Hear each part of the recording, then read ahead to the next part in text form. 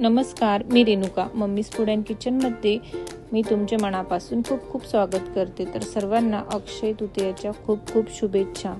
तर आज आपण बनवणार आहोत अक्षय तृतीया स्पेशल आंबा पुरणपोळी। अतिशय अशी स्वाद अप्रतिम लागणारा आणि अतिशय अशी मऊसूत।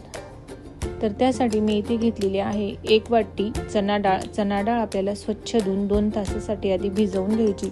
चणा डाळ ही भिजवून घेतली की शिजण्यासाठी त्याची व्यवस्थित अशी मदत होते। तर अशा पद्धतीने चणा डाळीचे 2 तुकडे झाले की समजायचे आपण चणा डाळ छान अशी भिजून तयार झालेली आहे। तर पुन्हा आपण आता तिला स्वच्छ पाणी त्यातले काढून घ्यायचे आहे आणि कुकरमध्ये आपण आता चणा डाळ घालून मस्त अशी मध्यम आचेवरती आपल्याला याच्या 4 शिट्ट्या काढून घ्यायच्या आहे। तर चणा डाळीमध्ये आता कुकरमध्ये आपल्याला गरम पाणी घालायचे आणि शिजवत असताना आपल्याला गरम पाण्याचाच वापर करायचा आहे।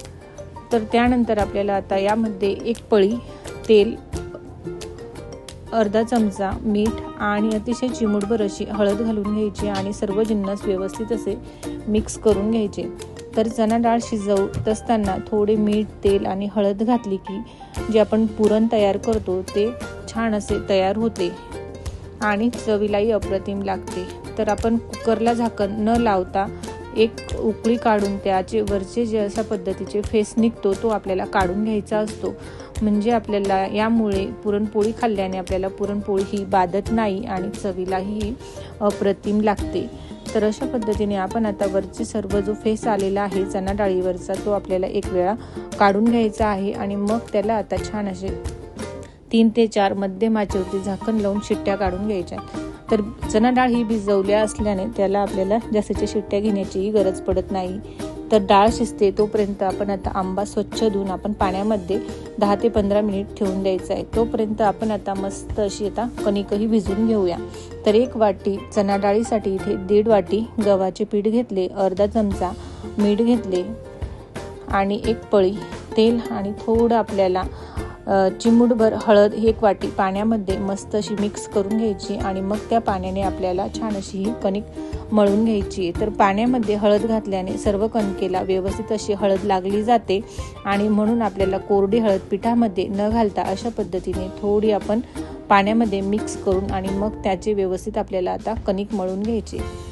तर अशा पद्धतीने मस्त अशी आपली अतिशय अप्रतिम ही आंबा पोळी आपण या अक्षय तृतीयेला अतिशय वेगळ्या पद्धतीने छान अशी चवीलाही अप्रतिम लागणारी आणि मऊसूत अशी वयस्कर व्यक्ती किंवा लहान मुलं खूपच आवडीने खातील अशा पद्धतीची ही आंबा पोळी आज आपण बनवणार आहोत।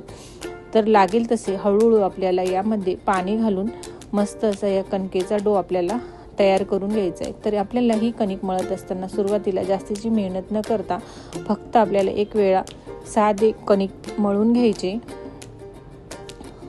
आणि छान असे त्याला व्यवस्थित मळवून झाल्यानंतर आपल्याला तसेच ते कणिक पाण्यामध्ये ठेवून द्यायचे। तर कमीत कमी आपल्याला इथे 15 ते 20 मिनिटभर ती कणिक पाण्यामध्ये ठेवायची। तर बघू शकतात अतिशय अलगद हाताने आणि जास्तीची मेहनत न करता असा डो तयार झाला की कणिक बुडेल इतपत आपल्याला इथे पाणी घालायचे। तर पाणी इथे घालत असताना थंड पाणी घालायचे। थंड म्हणजे आपल्याला फक्त रूम टेम्परेचरचे यात पाणी घालायचे। तर जास्तीचे थंड किंवा गरम पाणी न घालता अशा पद्धतीने आपल्याला आता मस्त हे कणकेचा गोळा पाण्यामध्ये भिजवून ठेवायचा। तर तिकडे आता डाळ ही शिजते आणि छान अशी आपली कणिकही मस्त अशी आता पाण्यामध्ये भिजत ठेवलेली आहे। तोपर्यंत आपण आता मस्त एका आंब्याचा गर तयार करून घेऊया। म्हणजे आपल्याला जी आपण पुरणाची डाळ तयार करणार आहोत त्यामध्ये हा गर टाकून मस्त आपली आंबा पोळी छान अशी तयार होणार आहे। तर तुम्हाला जर जास्ती डाळ टाकली असेल तुम्ही शिजवण्यासाठी तर त्यामध्ये तुम्ही आंब्याचा वापर जास्तीचा करू शकतात। तर अशा पद्धतीने आपण आता मस्त असे हे आंब्याचे वरचे साल काढून घेतले आणि त्याला कट लावून आता मिक्सरमध्ये ग्राइंड करून घेणार आहोत। तर तुम्हाला आवडेल तर तुम्ही फक्त हे जे आपण पुरण गाळतो त्या गाळणीवरती ही व्यवस्थित त्याचा गर हा किसून त्याचा रसही बनवू शकतात। पण मला अशा पद्धतीचा आंब्याचा रस आवडतो म्हणून मी आधी चाकूने व्यवस्थित असा कट लावून घेतला आणि त्याला आता व्यवस्थित आपण मिक्सरला फिरवून घेणार आहोत आणि आंब्याचा रस मस्त आपला झटपट छान असा मऊसूत तयार होणार आहे। तर बघू शकता तुम्ही मस्त आपला मऊसूत छान असा हा आंब्याचा रस तयार झालेला आहे। म्हणजे आपण आता पुरण हे बनवण्यासाठी मस्त आपला आंब्याचा रस छान असा तयार झाला आहे। तर आता आपण एका प्लेटमध्ये हे पाण्यात भिजवून घेतलेले कणिक काढून घेतले आणि आता छान असे आपल्याला व्यवस्थित हे कणिक मस्त असे मळून घ्यायचे। तर बघू शकतात जास्तीचा जोरही आपल्याला इथे लावण्याची गरज पडत नाही आणि अतिशय अलगद हाताने छान असे आपले हे कणिक मस्त असे भिजले जाते, किंवा आता आपल्याला वरून पाणी वगैरे काहीही लावण्याची याला गरज पडणार नाही। तर अशा पद्धतीने जेवढे आपल्याला छान असे हे कणिक मळता येईल तेवढे आपल्याला हे कणिक मळून घ्यायचे, म्हणजेच आपले जेवढे कणिक छान असे मळले जाईल आणि मस्त असे मऊसूत होईल तेवढे आपले मस्त लाटायलाही छान अशी मदत होते आणि पुरणपोळी ही आपली मस्त अशी गुबगुबीत फुलते आणि मस्त अशी आपली पुरणपोळी छान त्यातले पुरणही व्यवस्थित असे पसरते। तर आता आपण हे कणिक व्यवस्थित आधी त्यातले पाणी त्यामध्ये व्यवस्थित मळून मिक्स करून घेतले आणि त्यावरून आपल्याला आता अर्धा पळी तेल घालून पुन्हा आपल्याला हे कणिक छान असे मळून घ्यायचे। तर आता आपण पुन्हा हे कणिक 20 मिनिटभर आपल्याला छान असे भिजवून घ्यायचे। तर बघू शकतात जेवढे आपल्याला अशा पद्धतीने लांबवता येईल किंवा आपटूनही हे कणिक आपण भिजवून घेतले तरीही चालते, म्हणजे जेवढंच कणिकेला आपण भिजवताना मेहनत करतो तेवढी आपली पुरणाची पोळी छान अशी बनते। तर आता कणिक आपण मुरून घेऊया, तोपर्यंत आपली डाळ ही इकडे मस्त अशी शिजलेली आहे। तर बघू शकतात अतिशय अप्रतिम आणि मस्त अशी लोण्यासारखी मऊसूत आणि अलगद हाताने अतिशय दाबली की मस्त अशी बघू शकतात तुम्ही छानच आपली डाळ शिजलेली आहे।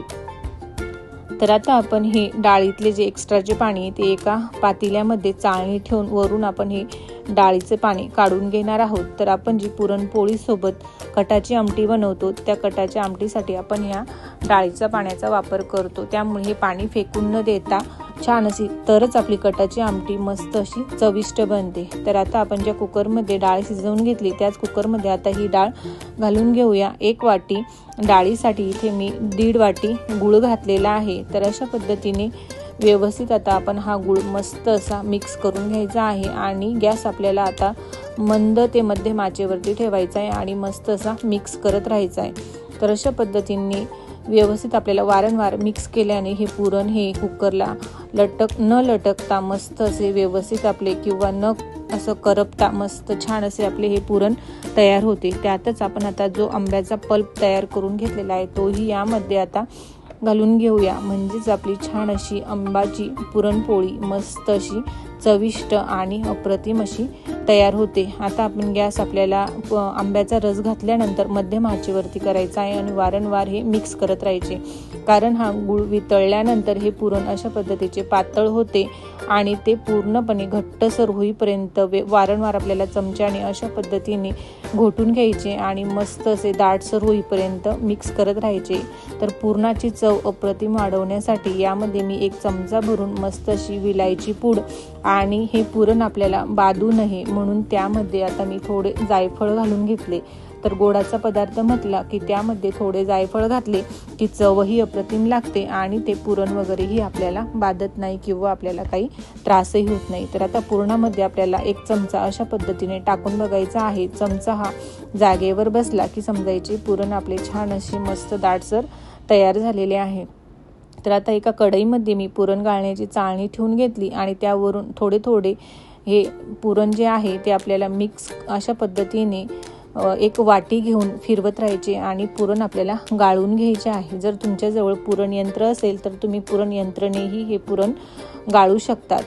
तर मस्त असे ह्या पद्धतीने जर आपण पुरण तयार केले तर आपले पुरण हे बिघडतही नाही आणि परफेक्ट असे मेजरमेंटही येते आणि पुरणपोळ्याही आपल्या मस्त अशा गुबगुबीत अशा तयार होतात किंवा आपल्या पुरणपोळ्या फाटतही नाही। तर अशा पद्धतीने मस्त अशा चाळणीने मी आता ही सर्व डाळ मस्त अशी गाळून घेणार आहे आणि छान असे आपले हे आता पुरण तयार होत आहे।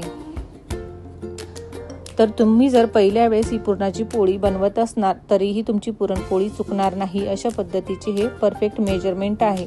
तर आपले पुरणाचे जे कणिक आपण भिजवून घेतलेले तेही मस्त असे बघू शकतात अतिशय लोण्यासारखे छान असे मस्त मुरलेले आहे। ते पुन्हा आपण 1 वेळा हाताने मळून घेऊया आणि आपल्याला लागतील तेवढे आकाराचे इथे गोळे तयार करून घेऊया। तर इथे मी 2 छोटे छोटे पेड्याच्या आकाराचे गोळे इथे तयार करून घेतलेले आहेत, म्हणजे आपल्याला पुरणपोळी बनवत असताना झटपट आपली तयार होते। तर एका पुरणपोळीला मी इथे 2 पेढे घेते, म्हणून अशा पद्धतीचे 2 पेढे मी इथे तयार करून घेतले. जर तुम्हाला एका पेढ्याची पुरणपोळी तयार करायची असेल तर तुम्ही त्या पद्धतीनेही करू शकता. आता मी इथे गव्हाचे पीठ थोडे एका पेढ्याला लावून घेतले आणि थोडी आपल्याला पुरीच्या आकाराची इथे अलगद पोळी लाटून घ्यायची. तर अशाच पद्धतीने आपल्याला आता दोन्हीही पुऱ्या मस्त अशा लाटून घ्यायच्या आहेत, म्हणजे त्यावरती आपल्याला पुरण ठेवून मस्त अशी पुरणाची पोळी लाटून आपली तयार होईल.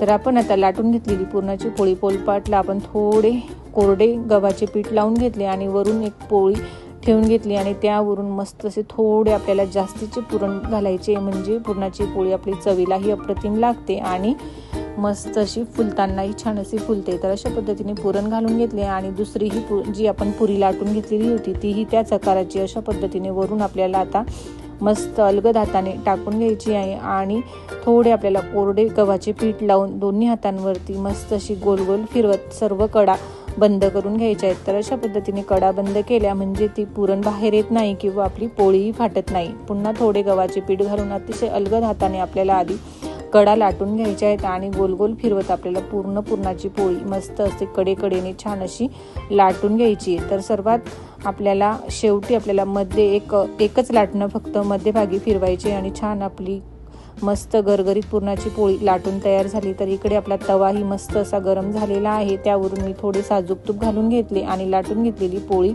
मी यावरून घालून घेतली.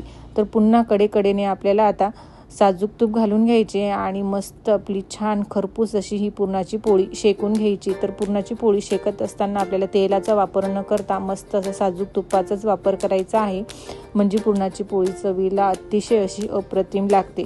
तर बघू शकता मस्तच आपली गुबगुबीत मस्त अशी टम्म फुगलेली छान अशी आंब्याची पुरणाची पोळी मस्त अशी फुललेली आहे. तर अशाच पद्धतीच्या या अक्षय तृतीयेला पुरणाच्या पोळ्या तुम्हीही नक्कीच बनवून बघा, म्हणजेच आंबा पुरणपोळी यावेळेस नक्कीच बनवून बघा आणि मुलंही जरा आनंदाने वेगळं काहीतरी मिळालं म्हणून आवडीने खातील. तर अशा पद्धतीची पुरणाची पोळी तुम्ही बनवल्यानंतर एक वेळा बनवली तर पुन्हा पुन्हा बनवणार. तर मम्मीज फूड अँड किचनला लाईक करा, शेअर करा, खात राहा आणि कमेंट करा. शेजारची बेल आयकॉनचे बटनही दाबा, म्हणजे सर्वात आधी नवनवीन रेसिपीज तुमच्यापर्यंत पोहोचतील. खात राहा, मस्त राहा. धन्यवाद.